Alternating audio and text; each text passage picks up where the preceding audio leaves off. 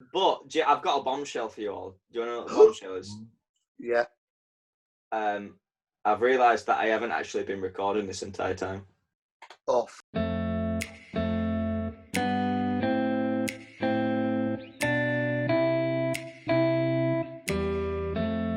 Hello, guys, and welcome back to another episode of the Day Drinkers podcast.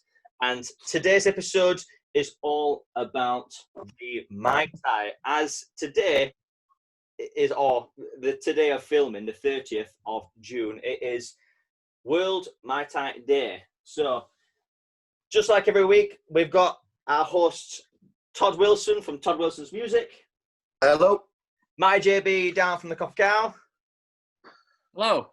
And your boy WillE. But we've also got a guest today as well. We've got Nate Dawg down there. Da-da-da-da-da. It's the one and only D-A-W-D.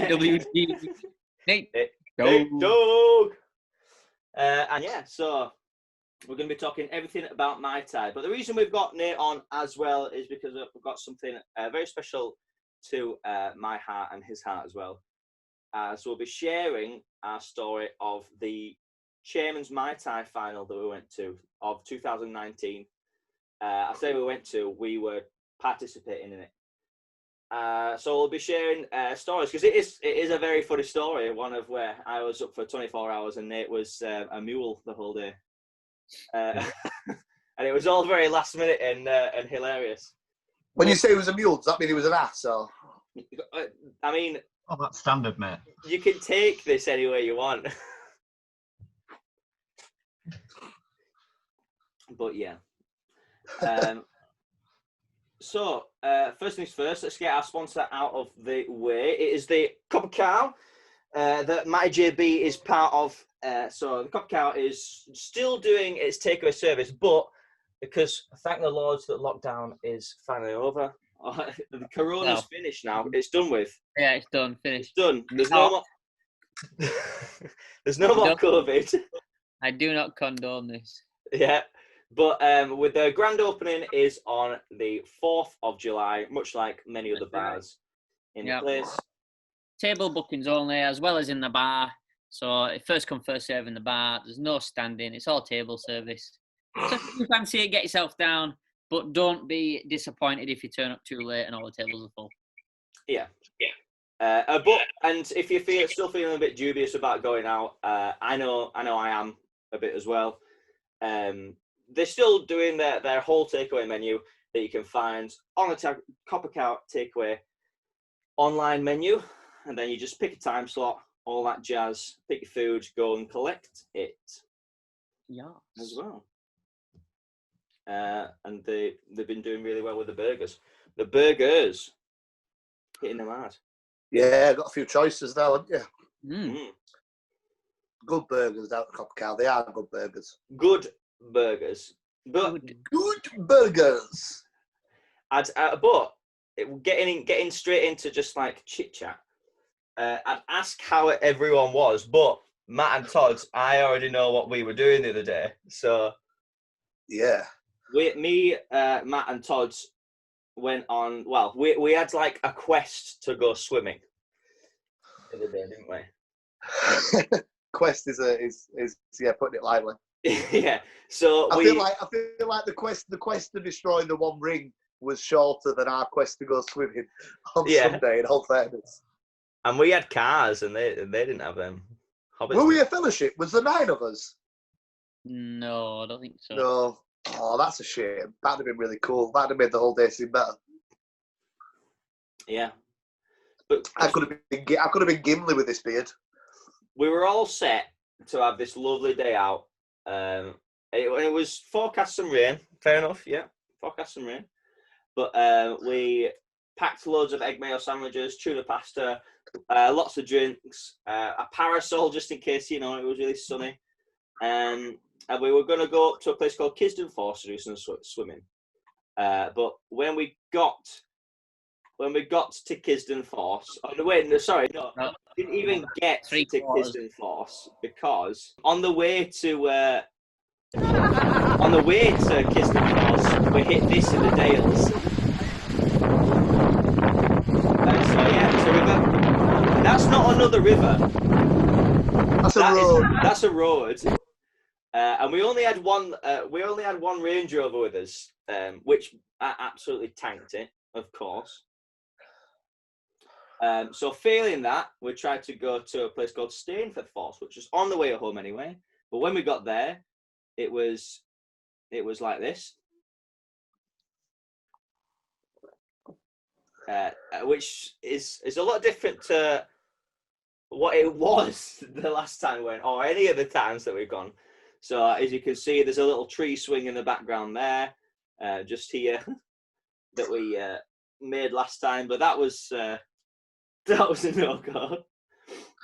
And it was like when you put Mentos in Coke, wasn't it? It was ridiculous. We even got told by some walkers there that if we tried to go in, this was before we actually saw it, we were never going to go into this. But we got told that they'd call the police. Oh really? I didn't know they'd said that. Oh yeah, we were like, how's the Force? And they were like, I wouldn't recommend it. And if you are going in, I'm going to call the police.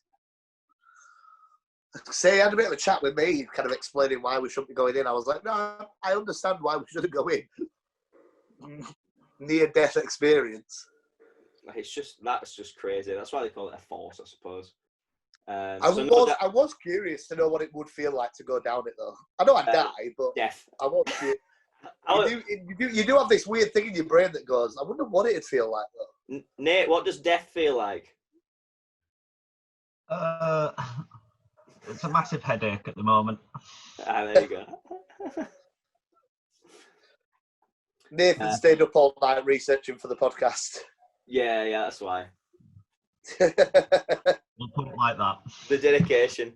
So then, eventually, we were like, right, we'll go to a nice safe spot. There's no river there. It's just a dam, Gaddings Dam in Todd.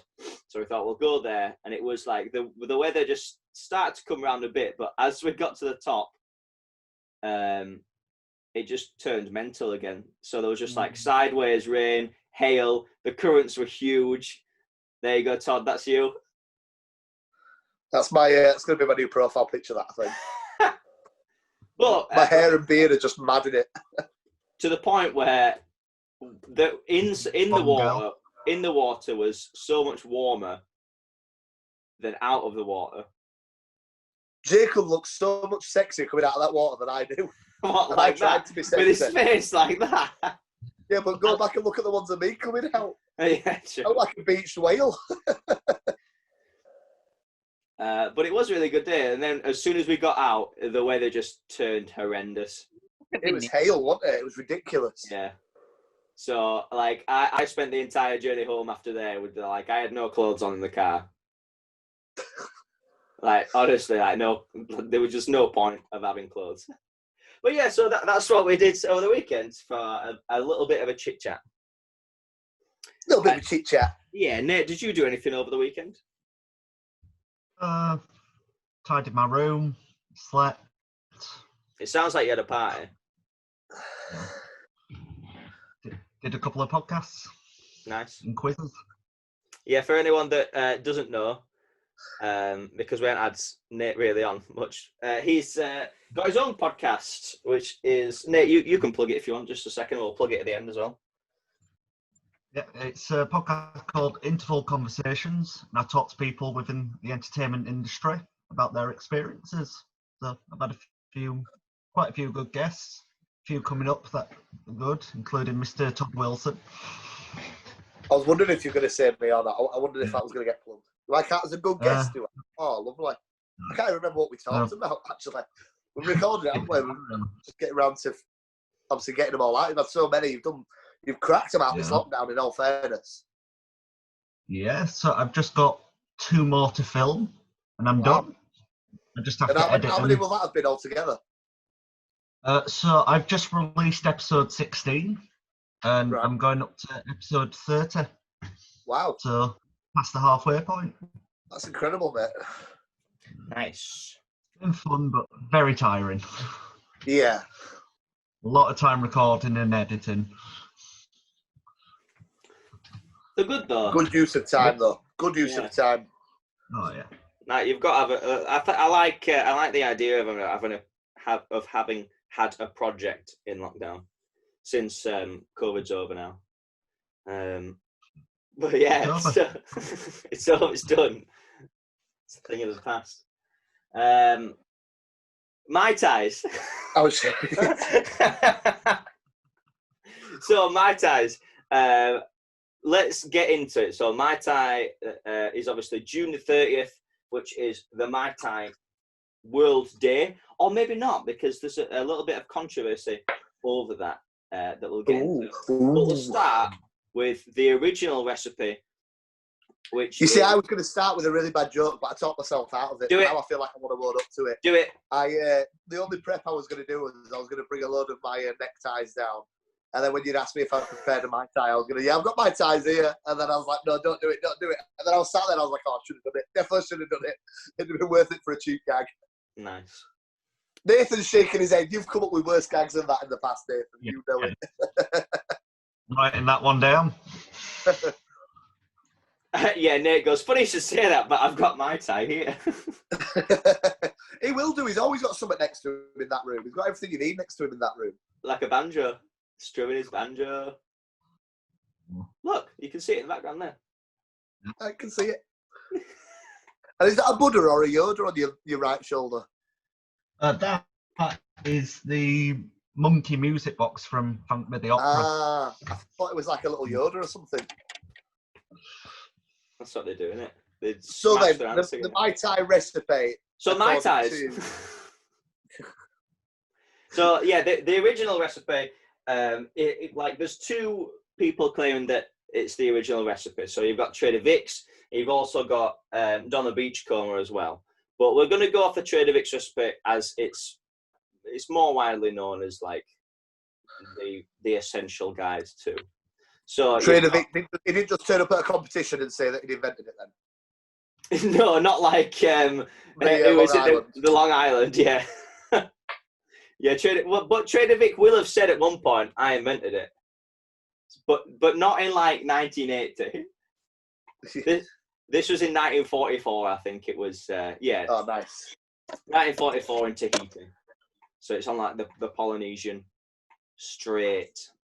But you've got 60 ml of rum or 60 ml of rum or 2 ounces, I should say, if you're in America. 15 ml of orange curacao or Cointreau or any kind of orange liqueur, triple sec like that. 22.5 ml, which is 3/4 of an ounce of fresh lime juice.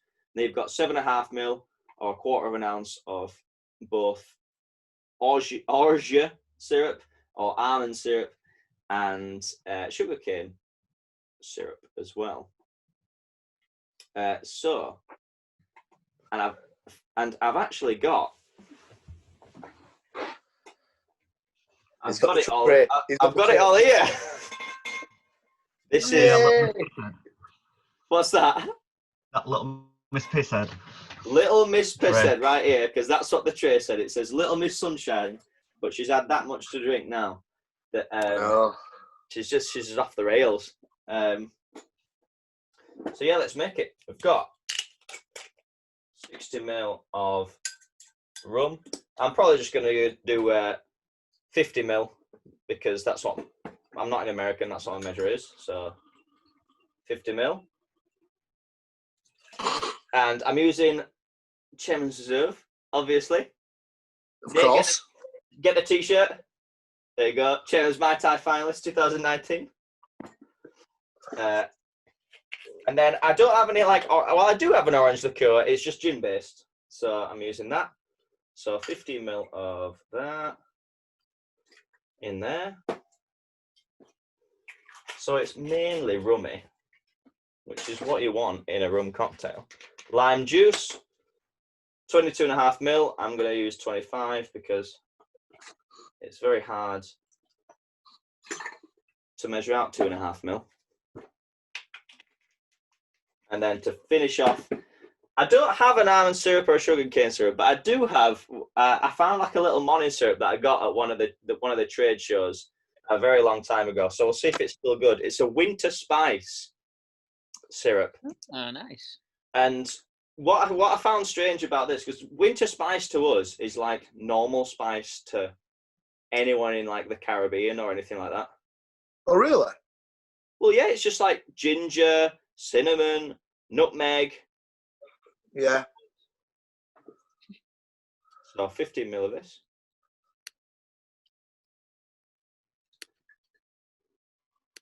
There we go. Excuse me. Excuse you. COVID's back. No, it's over. It's over. Stop it. And then Shouldn't test about it, really, should we? no, we shouldn't. But it's the only thing you can do, I think, to get through the day. But yeah, shake this up.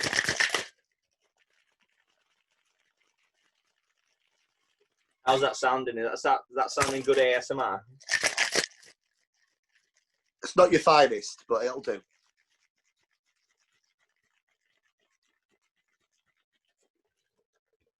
There we go. Quick shake. Just doing a bit rough and ready for a little Miss Pisshead. And then pour that in here. Into your fanciest glass that you can find. Get a metal straw in, save the turtles. And I've got a little Caribbean stirrer as well because Nice. I'm that cool. And there you go. Very nice. Beautiful. Look at that. And that's an original Mai Tai. And you're tracing that back to the 1940s, are you saying, yeah? 1940s. 1944, yeah. Mm. It was And just after, yeah, they became like really popular, and like the Trader Vic's chain of restaurants and bars started getting really popular when all the Americans started coming back from World War II. Yeah. I got some little facts about. Apparently, they became really popular as well after the Elvis film Blue Hawaii, which, funnily enough, is one of the very few Elvis films that I've seen. But that prompted me to do a little quiz for you because you know I love my quizzes. But I feel rival today because we've also got Quizmaster Nate on as well. So hopefully, it doesn't. I might even be able to rival the quiz because I might even have a misconception that you've just said. Oh no! So the ruin my quiz.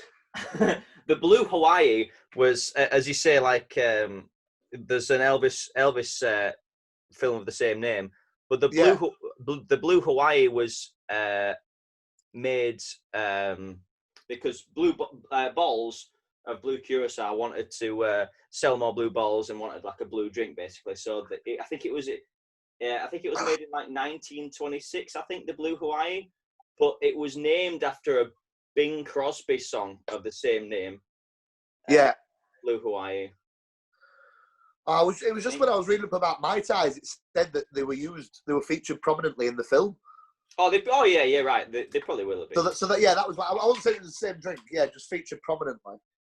So I thought I'd test you guys. According to the Rolling Stone magazine, what have been voted the top 10 Elvis songs? I'll tell you what. So we don't waste too much time. I'm gonna give you a minute and just shout out as many as you can. Are you ready? 3, 2, 1. Wise Men. Jailhouse Rock. Yeah, Can't Help Falling in Love. Yeah. What did you say, Nick? Little Less Conversation. Jailhouse Rock. Jailhouse Rock is on there. Little Less Conversation isn't. Blue Suede Shoes. Blue Suede Shoes isn't on there. No. Not. Blue Christmas. No, that's a good song though. That's one of my favourite Christmas songs. That. There's still a couple of quite big ones on there. Hound Dog. You ain't nothing but Hound Dog. Oh, good shout. No, it's not on there. Maybe this is a bad idea to do this quiz now. All Shook Up. No, not on there. They are good ones that are on there. Love Me Tender. He's on there, yes. Nice. Can't think of any. Suspicious Minds. Yeah, number one. Nice. That was number one. 5, 4, 3, 2, 1. Viva Las Vegas. No, Viva Las Vegas is on there. So there was Mystery Train, which isn't one of his more popular ones, Kentucky Rain, and then an American Trilogy, which is one of the quite famous ones, with like Dixie and stuff on there. Heartbreak Hotel. Heartbreak Hotel. One of the founding like rock and roll songs. Love Me Tender, you said. Can't Help Falling in Love, you said. Jailhouse Rock, you said. And then In the Ghetto. My bad singing. People aren't going to be booking Todd Wilson music after that. If I Can Dream, and then number 1, Suspicious Minds. Oh, That's probably one of my most requested songs that I get. That's still such a huge popular song on people's minds at the moment.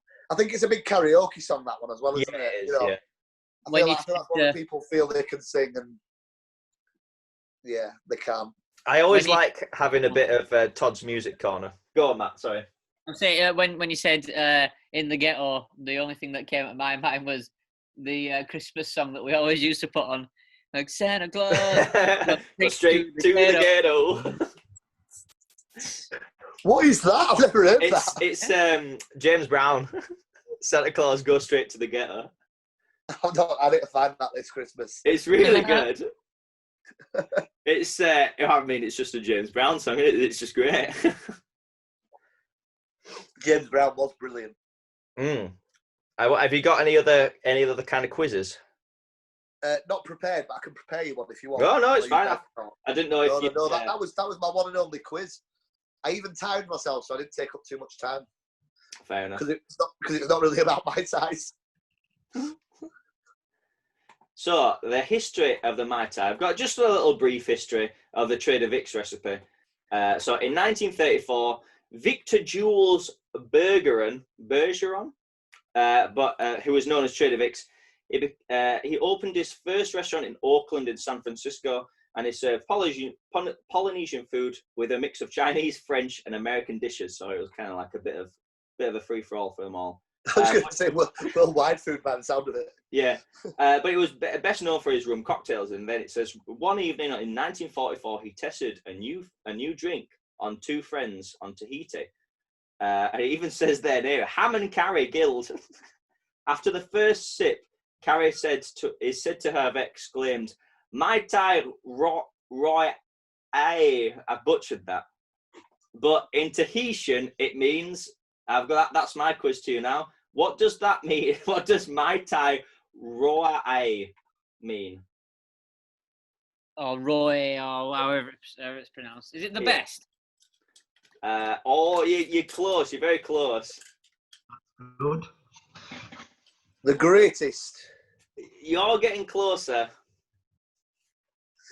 But yeah, the bee's knees. That's right. Yeah, no. Does it mean out of this world? Oh, Todd, yes. Well, it means that's what Mai Tai means. Yeah. Yeah. Well, I think the full sentence means. Oh wait, no, sorry. Yeah, the full sentence means out of this world, the best. That's what I said. No, well, no, you missed the main part. We got it between me, Matt, and Google. We got it. Matt and Google. My brain. I thought you were just wondering what Roy meant, or Roy. No. And it says the original Mai Tai was based on a 17-year-old Ray and Nephew rum, and if anyone knows Ray and Nephew rum, like now, it's that's the 63% overproof rum. You don't really see many other types of it. Well, over here anyway. Because the one we know is white, but that's said to be like golden and kind of like Jamaican blends and stuff like that. So if you were to make one now, it would be stuff like Havana or like Chairman's original, Mount Gay, that kind of thing. That's right. Well, the old school recipe, the traditional recipe, there's only enough left in the original bottle for 1 shot. And it's not for sale. Really? Yeah. Yeah, it's not for sale now, is it? It's not for sale, and coincidentally, it's the same one that I on the last podcast when we were on about really expensive Long Islands. Is the same one. Is the same Ray and Nephew. that $250,000 Long Island that we made. Yeah. Yeah, you can only make one of these. And it's still like, to say that it's there wasn't many left, it's still underpriced for that. So I'll bring it up now. The world's most expensive cocktail. This was back in like 2010. So, but it was said to be made a year before. So 2009, it was the world's most expensive cocktail at that point. So they, as Matt said it, they had like that original 17-year-old Ray Nephew Jamaican rum, and it was selling at $1,300 per glass. And here it is there, and then he's carrying it there. So it does look almost identical to how it was originally made. But yeah, then it goes on to say nowhere else had that actual bottling of rum, so nowhere else could make the traditional, in inverted commas, Mai Tai. And it says, however, you can forget about tasting this cocktail as only one shot of the rum remains in the bottle, which is not for sale. The last person to sip this tantalizing cocktail was a certain Mr. Ronald McDonald. No, Mr. Ronald Mancini, a doctor from Los Angeles who had this drink 6 months ago. So which meant 2009. So yeah, you could, and I bet it's been sold by that point. They say it's not for sale, but someone will have bought it for an astronomical price. Can you imagine being like a new bar back or something, or you've just been promoted to like a bartender at that bar, you accidentally just put it in like a rum and coke? It's just like... There's like, we had a lad that helped with a lot of like home infusions for the competition that we got to the final of last year. And he had quite a few stories of newbies just pouring like the most really expensive stuff into like a rum and coke and stuff like that, or like a brandy and coke. Yeah, Graham the Mai Tai man, as he liked to be known as. So tell us a bit about the competition last year. So it wasn't your first year, was it, either, doing it? It wasn't our first year. No, we originally entered 2018, when it was just kind of like I thought I'd do I just kind of like throw whatever at it, and then just to get a feel for it, that kind of thing. And the start of it is mainly a social media thing, so you've just got to get like the most engagement over like all your platforms and stuff, and then there's a few other criteria of like sales and like just point of display in your bar, and the general taste as well, which like an independent person from the Chairman's Reserve Rum Company comes out and kind of just like marks off a few things. But he it's the guy who's he represents Andy, our rep. He represents like the north of England. So like he's not like out to be really critical. He's still kind of like, he was like pointing us in the right direction and saying like, look, it's really good as it is. You could do this and that and this and that as well. You know about Dave? No, and Andy's our so Dave is the ambassador of Chairman's. The ambassador, yeah. But Andy is like our regional for Emporia Brands that owns the rum company. So we came like top 3 in the north, and then the top 2 in the north went down to the final in 2018. So we just kind of missed out, but it wasn't too much of a loss, because we were just kind of we hadn't done it before. We had no idea, and it were just nice and fun, and we were geared then for 2019, which was we just threw everything at it, like absolutely everything. Yeah. The like, as well as making like the cocktail itself, and we went really in depth. As I say, we made some like home infusion with the help of Graham the Mai Tai man. We made like a pressure infused coconut rum out of the spiced rum, so it was like a coconut spiced rum. Nice. Made our own falernum with the white, because it was nice and neutral, and then we just kept the normal one in, because I like I think the original's like the true, like kind of Caribbean rum. And then we just built around that with some donut syrup, because they make donuts over there which are called float bakes, a little different term, and lime juice as well. Nice. And then we put like a banana kind of like top on it, because they have like loads of plantains over there. That's like a big eat over there in St. Lucia. So we had like at least 2 posts a day on every single platform, like Instagram, Facebook, and Twitter. So it was just coming out the wazoo, as they say, as well as YouTube videos and tutorials as we do, going through like everything. So you can. We even wrote Chairman's Mai Tai in the sand on the beach. We did, yeah, you're right. There's a bit of a time lapse thing, didn't we? We were good. Yeah, I'll see if I've got like a. It was everywhere. it was absolutely everywhere. I bet people got well annoyed with it at some points, but we had some very loyal fans. We had like we had like a social media like spot on it, so like you could take a picture with like this board that we'd created and stuff, and you'd put like, it had like a spot for your Mai Tai, and he'd be like and stuff like that. Really got stuck into it, and all that culminated into us being number 1 in the entirety of Britain itself for social media. So we went straight to the final. They didn't even. Oh, I didn't know that. You came number 1 in the whole of Britain. Oh yeah, social media bit. I didn't know that. That's amazing. Yeah. But like so much so that like I was trying to get some of the sales records over to Andy, our rep, and he was and because he was ringing me like when it was kind of like all over, because it goes on for 2 months, like from July and August. That's those yeah. And he rang me. I was like, yeah, I still can't get these numbers for you, and like I'm like, because and I'm sure that there was like cases and cases that that I wanted to get sent through, because I was proper anxious for it. And he said, it doesn't even matter, because you're already number 1, regardless of any sales. We were just number 1. Wow, which is mental. That's amazing.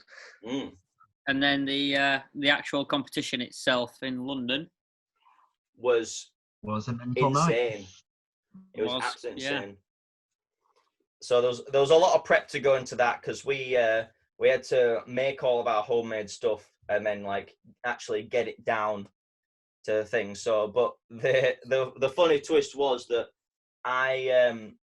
when Andy said, like, we weren't told when the final was until like we got through basically. So he said, "Oh yeah, the final's this day," and I was like, "Oh, I'm in Spain. I'm on holiday. That's my Spain holiday." So the night before, so we managed to. So I got like one day return tickets there and then, so I could fly from Spain into Heathrow, and then at the end fly Heathrow back to Spain. But even before we flew out to Spain from like Leeds, Bradford, it was. I think I spent the entire day and like through till like 3 a.m. making all the homemade infusions, and then 2 hours after that I was on a plane, and I had to like quickly drop it off with Nate, because I had no way of getting the stuff on a plane. There was no way I'd be traveling all that. Yeah. So Nate was the mule, as I say. Yeah. So Nate, how did you get it down to London then? So, what did I add? 2 like full to the brim suitcases. One, like there was rum in both just to balance it out, but one of them had all of the decorations and the t-shirts. We had, I had a big backpack on as well to keep myself entertained and change of clothes. So yeah, I had to go into Circle, grab some more stuff from there, then get a train down to London. These massive suitcases. Got to Shoreditch. It was Shoreditch, wasn't it? Yeah, the Shoreditch London Cocktail Club in Shoreditch. So I managed to drag those. Will was like, "Oh yeah, I'm just coming around corner now." He literally just skipped up. Like, "Oh, how you doing?" I was like, "Grab a suitcase." Just a little backpack. And we went to the wrong place. So Wow. Yeah, we went to the wrong place. So we were like, we were in there for like 10 minutes, but then like trucks kind of kept pulling up that were like suppliers and stuff. So we were like, oh well, and people were in like taking the orders. So we're like, oh, they might just be rushing a bit. But no, we were in the wrong place, and it was like it was the Old Town London Cocktail Club, which thankfully was only about a 5-minute walk away. But even before that, because on the day of, I was Grace, my other half, got flights the day before because she was like, I don't want to be in Spain on my own, I want to come with you. So I was like, right, we'll quickly get some plane tickets then. And then 5 a.m. Oh no, sorry, it'd been early because we had to go through customs and stuff. So yeah, I think it was 4 a.m. we set off from our place in Spain. And then got on the plane. It was about 7 a.m. when we were like mid-flight. I made an espresso martini on the plane because extreme cocktails was big at the time, and you can see on YouTube. You can see the Mile High martini, but yeah. So I'd already had one cocktail down me, and we were just kind of going to meet each other as well. But when we got there, that was hilarious because we had to decorate like our own station in like an already pre-existing bar, basically. So it's a London Cocktail Club, for anyone who doesn't know, is like a big chain in London. I say a big chain. There's about six or seven of them dotted around London. And it was just like a big long bar, enough for about five stations or 5 people to bartend separately. So we had to like decorate each of our own stations, which is why Nate said that he'd brought like loads of decorations down with him. So we basically done up the bar as we had done like through the competition, which we made because we did like I did like an entire like theme week for it. So it's not a theme week; it was a month that we did called Rum Summer, and that was basically just to basically push more stuff. Yeah, smash the chairmans on it. Yeah, I think it's the best thing we've done. Oh yeah. I think it was good as well because it was like the entire month we could like properly go to town without going like it was 1 week. We're not going to go all out because it's only next week.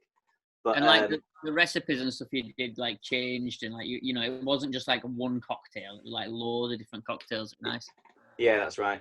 So like these are a few of like the decorations that we had. We didn't manage to get all of them down, but we had like just tried to make it look as rum shacky as possible. So Very we took loads of Tiki. these balls, beach balls, and like just wicker stuff. Loads of rum paraphernalia. Paraphernalia? What? That's not the word, is it? Is it? Yeah. That's there you go. That's the glass that I'm drinking out of at the moment. They're nice glasses, those. Little thing. A summer of rum, and then our own menus as well. And just lots of decoration. There we go. That was the team at the time. Me, Nate, and Graham, the Mai Tai man. You look quite nice, not ravaged by lockdown, pair of you. I know, right? No, we loved it as well. We were all quite passionate about it, rum in general. So we set up the bar, and then the competition got started. So we had to make sure it was all workable and that we could serve out everything as it goes. Everyone that went in got 5 drinks tokens. basically, so they could try one from each bar, and then what you do, and then they got like a little voting token, put it in a box of the ones that they wanted to go through and win, and that was it really. And then so it was kind of it wasn't all about the taste though. It was very much a popularity contest as well, because you were just trying to like fight for like attention, but at the same time, like honestly, like everyone there was so nice to each other. So like you'd be like, oh, I don't have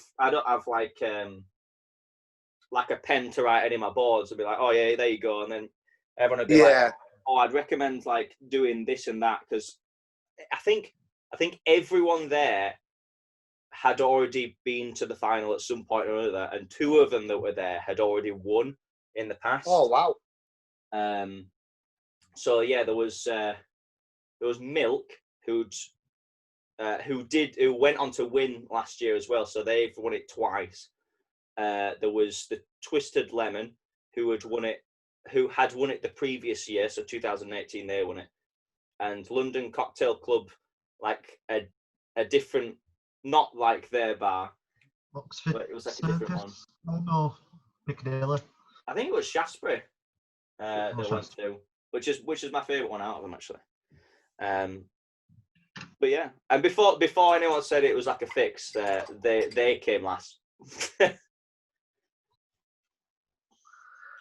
So, but there was a lot to go on, and then like when it properly like hit, like the lights went down, the music was just like straight up.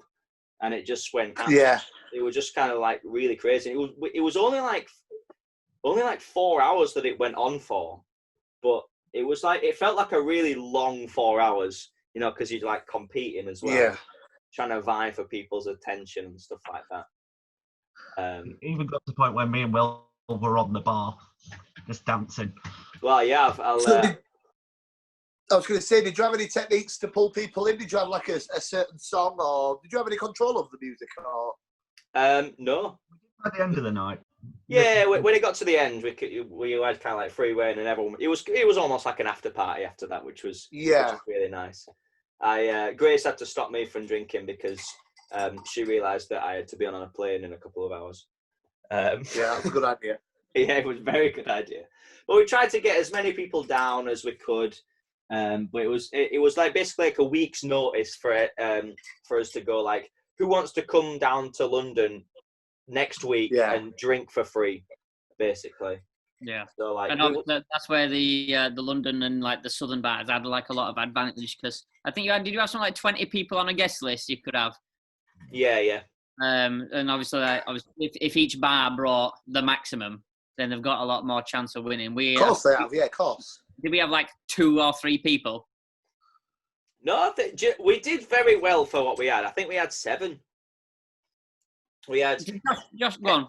We had Emily Chappell and her boyfriend. Josh Thompson came afterwards, so he doesn't really count.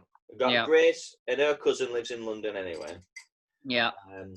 We had my brother and 2 others who needed to go down to London anyway because they were skydiving the next day. Well, oh my God. Isn't it? Yeah, I feel that might have been it, actually. That has to be the most extreme cocktail. We have to do one day where we skydive. Shake it as we skydive or something. I lost it jumping into a river. Like, imagine what I'd do if I dropped it out of a plane. I wonder if they'd let you jump out of the plane holding something metal. Because imagine that falling to earth. Yeah, I doubt it.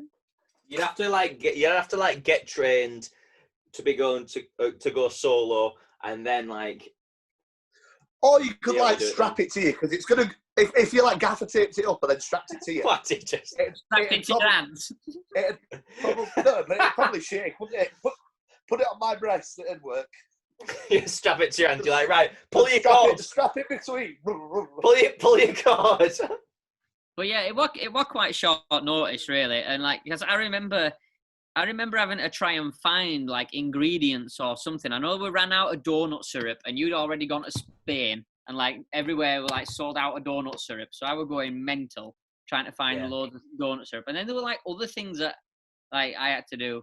I can't even remember what it was, but I was like running around like mad, and I wasn't even part of it. Yeah, as soon as it got to like, as soon as it was said like, right, you're in the final, like we all just kind of went, oh, it's like, oh, it's real. Like run around like endless chickens.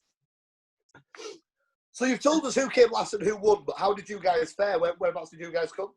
So strictly speaking, people weren't. Yeah, so strictly speaking, people weren't told. People weren't told like where they came, apart from like who won. Probably for like field ads and stuff like that. Yeah.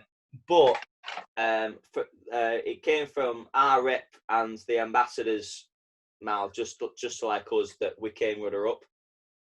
Oh wow, that's incredible. Which is really, really cool. So I hope it's not just like buttering you up and that kind of stuff. But yeah, they tell all the other four, don't they? Yeah. But you know, it was proper cool. Like the night itself though was like, it was a complete like drinking on the job kind of thing. Because like from the start, like even before it started, like the guys was like, right, have a shot of Chairman's rum now to like start it. So we all had one, and it was like at different points of the night, like all the different bars were like basically sharing their own booze for each other. Like, right, have a shot here now. And then London Cocktail Club would come over to us, like, right, have a shot here now. And then we'd go over to Twisted Lemon and go, right, here's all shots now. That's brilliant. And it sounds like such a night of like good camaraderie and stuff. And really good. Me and Nate were definitely more level-headed than any other contestant there. Like, and it might have just been because we were like, oh, we don't really know how it goes. All the other guys were like, we've been here before, we know the deal. Because they, like, by the end, they were absolutely, like, smashed. Like, wow. Twisted Lemon especially. They were gone.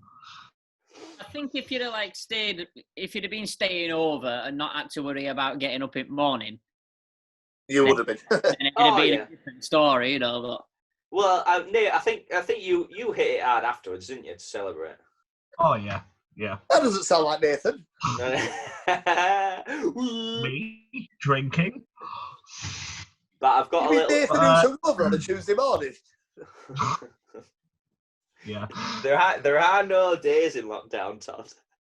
Oh yeah, sorry.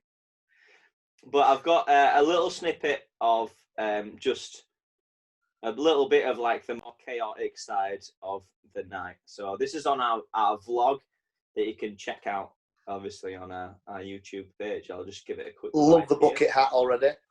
Oh yeah, well we tried to we tried to look as tiki as possible. Yeah. So here we are. This is towards the end of the night. Have your attention, please! You have 5 minutes! 5 minutes! 5 minutes!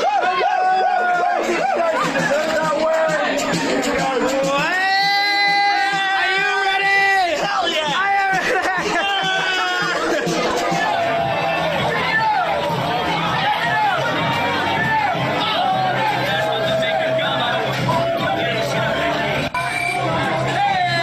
There's Nate on the bar with his top on.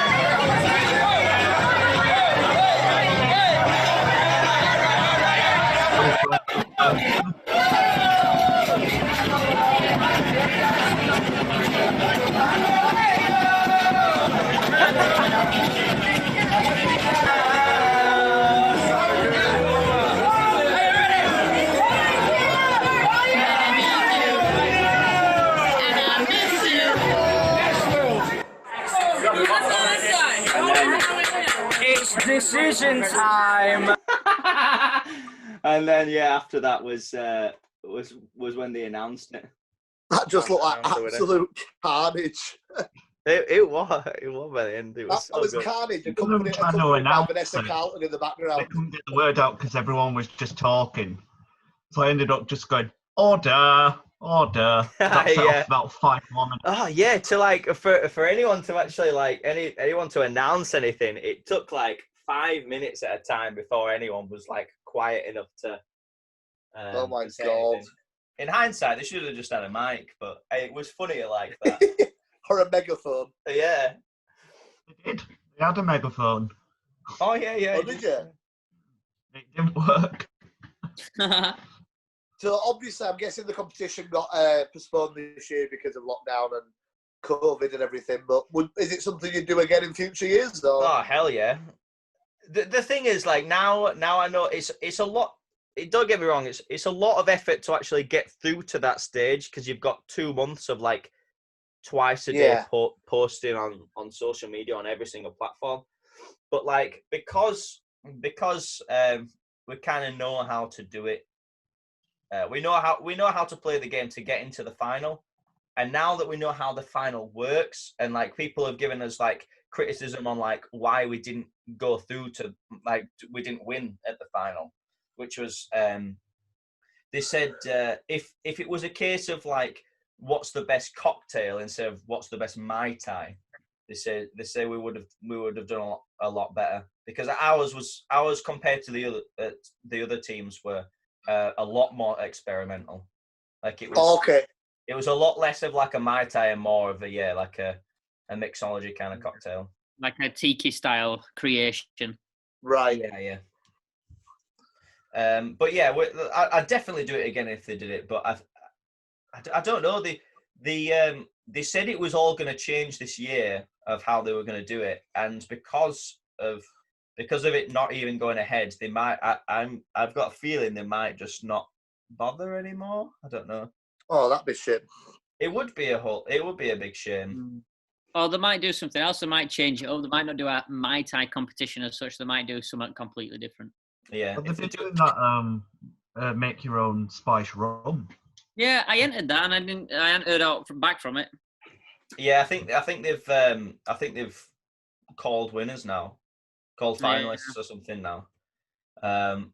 I've got some bad news for you then, Matt. I've got the thing is the reason why the Chairman's Mai Tai was so good for me to want to enter it rather than like any other bars because cocktail competitions are so biased it's ridiculous. So normally in a cocktail competition what happens is they say right, send in a picture and give us your specifications of your cocktail, like what's in it, like and what's measurements. So you send it in, and then a month later, a bar in London is crowned king. Right. Because they know that the bar in London's going to sell it. They know that the bar in London people are going to flock to it. They can say like it's just. Yeah. It's so like hard to get through in like. And so like the Chairman's Mai Tai competition comes along where it's like it's all social media based, so like it kind of pushes out like your big leagues. So like let's say the Ritz will win everything, but the Ritz won't want to put that much effort into their social media to actually get the numbers for it because like they're a big regime. They'll have like commitments to like other brands that they won't want to like go against because that'll be their hitters and stuff like that. So it thins it into like independent places, and then also it opens up for just like whoever puts in the most effort goes through. Nice. Which is why you get a tiny bar that holds 60 people in Halifax town. Go down to London, the capital city. Putting us on the map.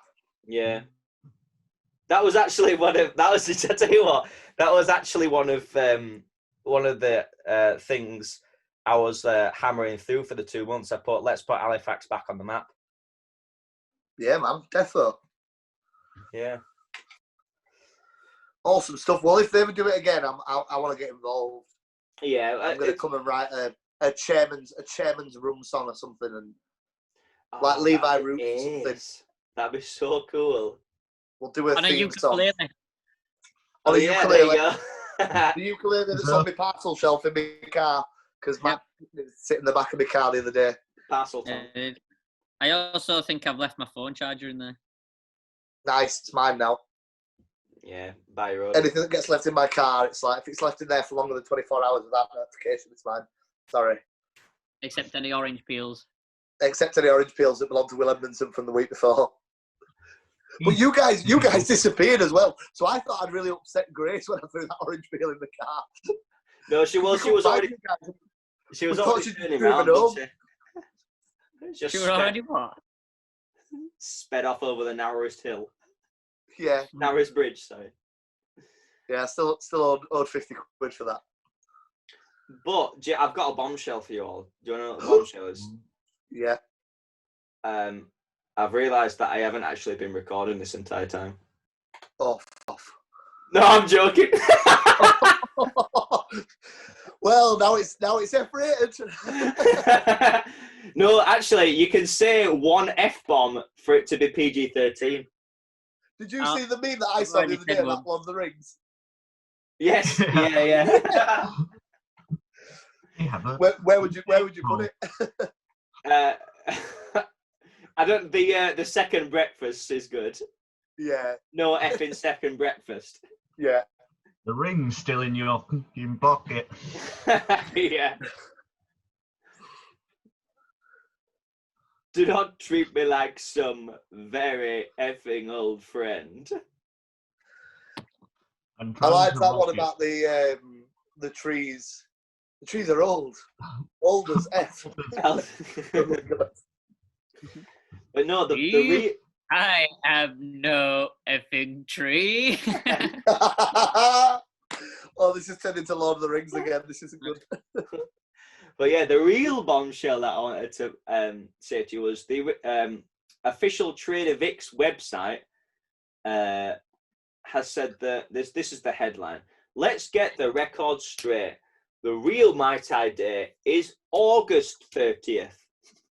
So we'll see you in a couple of months, I'm guys. sorry to break it to you guys. It's all over. Repeat the podcast. Repeat it. I'll just repost it. No, so it says, if you Google the word Mai Tai, you'll end up with almost 75 million results. Somewhere, somehow on the internet, June 30th has been declared National Mai Tai Day. We want to set the record straight. The real Mai Tai Day is August 30th. We even have a proclamation from the city of Auckland confirming the official day. And let's have a look. Proclamation to honouring the creation of the Mai Tai in the city of Auckland.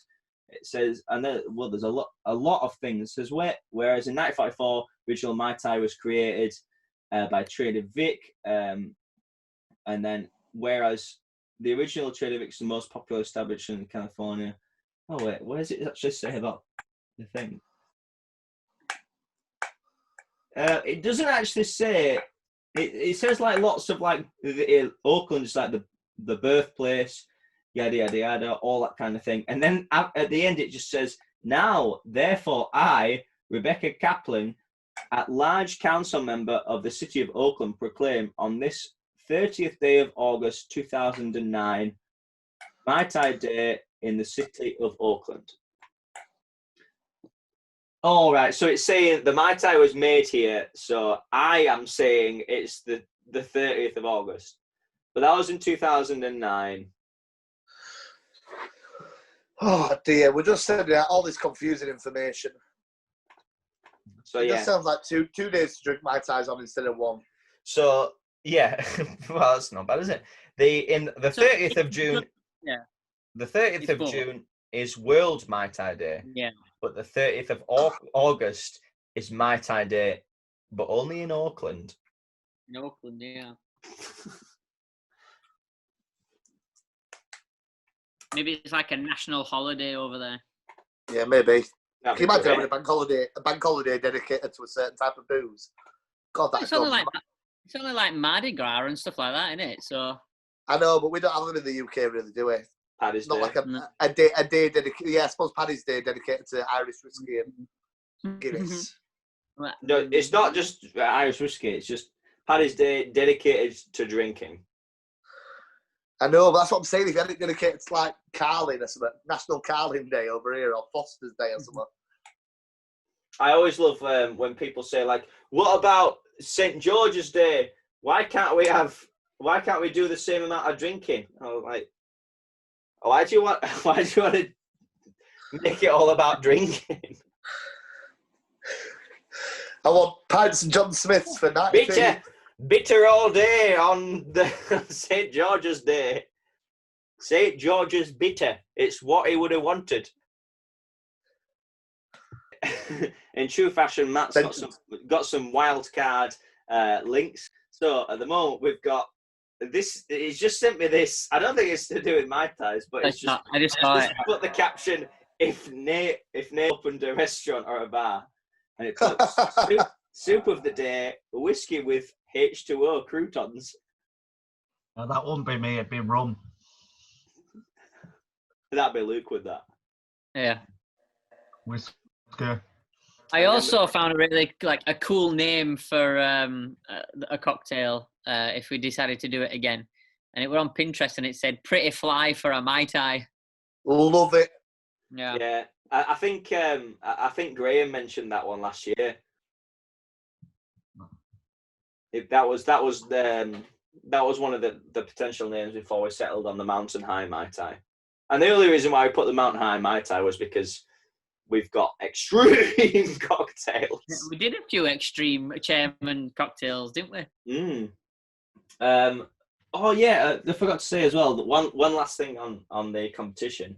Another one of the things that we took down was an iPad, because I thought we'll get an iPad set up on the front and we'll have all of our extreme cocktails on the go while people are drinking.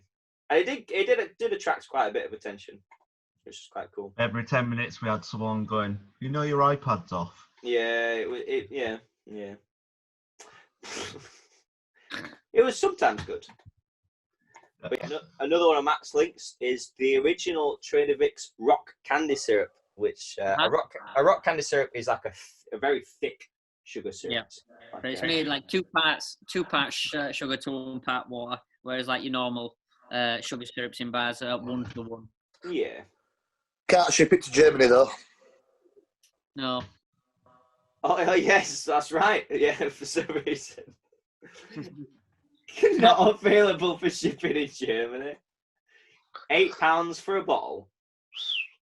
That's expensive, but it is the real deal, I suppose.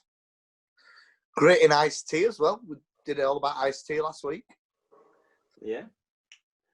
And Fruit hot punches, toddles. lemonade, hot toddies, daiquiris, margaritas. Todd, I think it's just anything. No, it says hot toddles, not hot toddies. Toddles. No, I think that's just your eyesight. Toddles on YouTube. Hot toddle. It says hot toddles 1993, doesn't it? No. So we've got this is your eBay listing, Matt. That's my eBay listing. Brit Vic pineapple juice Mai Tai cocktail joke vintage beer match coaster. All right, so it says. How do you find these? These are why they're wild cards. That's it. So yeah, it's a coaster that says Brit Vic Mai Tai, and it says 1 Brit Vic pineapple juice, 1 measure of white rum, ice. That's it. Tie one on tonight. And it's just tie one on tonight. I want to get it now. Oh no! Have you seen how gross it is? It's not like an actual pub coaster. It's actually vintage. Yeah. Actually vintage and used. It'll come out and be dead sticky. Yeah. Condition used, showing some signs of age-related wear. Conditions floppy. Can you click on the back one, like the back image? Tie one on tonight. Is that the guy from the opening the Cheers? There you go. Brilliant. So And then £2.50 well spent. Yep. Oh. And then lastly, if I can get there, I can't even get to it. Oh, there we go. Can't even get it. So the Tiki Rancho, as you said, was the largest Mai Tai ever made. Yeah. So, and they've put it on Oh. Facebook, and it says, "We did it, Atlanta Tiki Tribe, with a little help from our new friends from out of town for Inuhile. We built the world's largest Mai Tai at 55 gallons, and the crew drank the whole barrel. Special thanks to the Tiki Tango gang for making it all happen, and Bacardi for supplying the rum." There you go. So you've got the guy pouring in all of the Bacardi into... All right. When you said they drank the whole barrel, I thought you meant it was going to be like a wooden barrel. So yeah, they've got their own barrel for it, and it says world's largest Mai Tai. It's got a lot of branding from Bacardi and the Tiki Rancher. And it says on it 55 gallons. How much is that in liters? So look. Is a gallon like 4 liters or something like that? So it's like 225 liters. It's 220 liters or something. 208. 208. Oh, that was a good rough guess. It was a very good rough guess. And you'd say you'd have maybe 500 ml in a drink. Yeah. So maybe a bit less if you've got ice. So how many did you say, mate? 208. So about 104. Yeah. 416 if 500 ml in a drink. Yeah, so maybe 500 cocktails. Like with ice. Bloody hell, yeah. Wow. Yeah, because like 500 ml is half a pint. Like no cocktail in a glass like measures half a pint. Yeah. So I reckon it's probably more than that. That's mad. I was just looking as well. Inuhile is like a weekend that celebrates Tiki culture. Oh, right. So it's like a big celebratory weekend. Like we were talking about like Mardi Gras and everything. Just when you said that, I googled it because I wasn't sure what it was. Yeah, just like a celebration of Tiki culture in like Atlanta and stuff like that was the ones I was looking at. Yeah. So there you have it. I think I've learned quite a lot today on that one. Yeah, it's been a nice one today, and it's been nice. It's been nice reminiscing with you, Nate. Matty, I'm always loving your wild cards, and Todd, your music quizzes are the best. And I like. Sometimes you come out with some right facts. I love it. We do just come up with some mad stuff. I think I love the best is we kind of just don't consult each other. We just send each other links or whatever, and we're like, just check this out. I think that's the best way because you've at least got like you're surprising people that we don't fake any reactions on here, as is proved by when Will told us that we weren't recording. Hey, my shiny sheen went. And like just going back to like pineapple juice on that Britvic thing as well, and about like Tiki culture in general. One last fact to kind of end on. It didn't the pineapple juice obviously doesn't get added to a Mai Tai, not a traditional Mai Tai. No. But like Tiki style cocktails came around, say, in about 1940s, and then they died off. Especially about the 1970s when disco cocktails made an appearance, and like disco cocktails were like really fast, easy, juicy, like what you'd know now as like holiday cocktails, sex on the beach. Oh, okay, right, yeah. Zombies, woo-woos, that sort of stuff. Quick, easy, juicy, what have you. And then, like, a lot of people now think of a Mai Tai as just, like, a cocktail with juice. And that's, like, you know, it's a really bad... Pineapple juice and lime is a really bad, like, misconception of a Mai Tai. And then the Tiki cocktails then started making another comeback in around about the 80s. And then another comeback about maybe 10 years ago. So there you go. They're a big thing now. You've got tiki bars that have crept up from as you said probably about 10 years ago, maybe even more again. Yeah. And they're a very kind of like specific popular bar. For good reason anyway. They appeal to a lot. Yeah. Like, yeah. A tiki bar's got a lot for everybody. I think so. There's a big tiki bar in Liverpool. I don't know if it's still there, called Aloha. And I remember early on in my university days, a friend of mine stole a big statue from there. And to this day, I don't know how he got it out of there. And it's still, I went to pick up some stuff from his flat the other day, and it's still in the flat, 6-7 years later. I don't know how he got it out of there, because, bouncers and everything on the doors. Yeah. Yeah, so it's like an upgrade from the traffic cone. Back in the day, we used to steal a traffic cone or a traffic sign. A large Tiki statue. a large 55-gallon barrel. I think unless anyone's got anything else to say on the topic or any other links, I think we're done. I think we've kind of got it all, really. Yeah. So Nate, thank you for coming on and sharing, reminiscing with me once more. And obviously Matt and Todd and me will see you next week. But Todd, before that, where can we find more of your stuff? You can find me at Todd Wilson Music. I am still doing the Sunday live gigs, even though I missed this week. That's because due to our crazy adventures.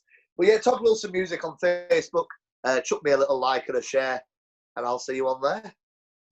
Nate, mate, where can we find your stuff?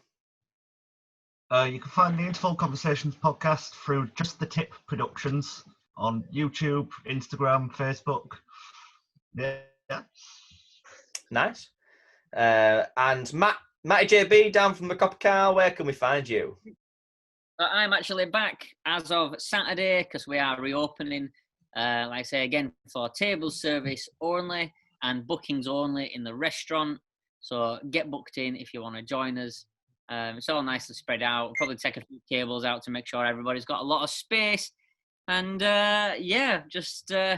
everybody be safe. And if you are visiting, just be very wary of everybody and give people personal space, etc., etc. And hopefully we'll see you there. Yeah, that's a good point, that, guys. I know we are crass about lockdown and stuff like that, but yeah, do be sensible now the bars are opening. And a really important point to think about your staff in bars.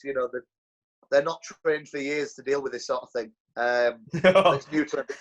It's new to everyone. So we're almost trained to do the exact opposite of being like, yeah. So be patient with people. All right, the boy Willie, where can we find you this week? You can find me on Circle Lounge almost everywhere, on YouTube, Facebook, Instagram, and SoundCloud and Twitter. But on Twitter, it's Circle Lounge HX1. But I won't go try and find me there because they're just reposts of all the other stuff. But we've got, we didn't manage to film a cocktail of, when we went to Gaddingstang on our quest to swim that we talked about at the start of the podcast, because it was just too mental. But we did have one that went up, I think, Friday last week, of an extreme cocktail of when we're at Loop Scar doing a big jump into a plunge pool in a river and then making a Scarface, so just on a Godfather, on the poolside bar, in inverted commas. Yeah, like an infinity pool, wasn't it? Oh, yeah. Do you know why? Because it was a river. But